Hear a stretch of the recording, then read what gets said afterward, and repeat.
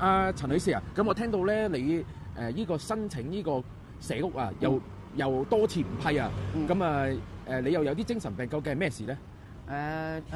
長期有精神憂鬱症，多嘢諗咯，帶住個小朋友又負擔唔到咯，又我而家求阿天 Sir 幫協助我咯，咁天 Sir 咧都會幫你去申請嘅，咁而家咧睇到你曾經攞過4厘咧，咁呢個法例咧就係一定要揾澳門特首先幫到你嘅，咁天 Sir 咧就寫咗封信，咁幫你去馬上去交俾特首，希望可以去酌情處理，去批到你個情況咯。好，因為你係曾經有攞過4厘啊嘛。係。OK， 好，咁你放心，我而家馬上幫你一齊去申請。好，唔該晒。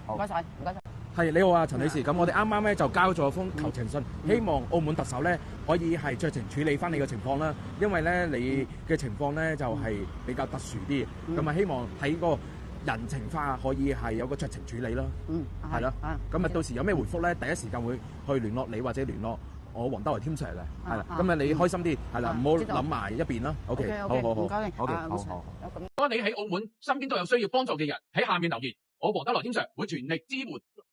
記得點讚關注哦。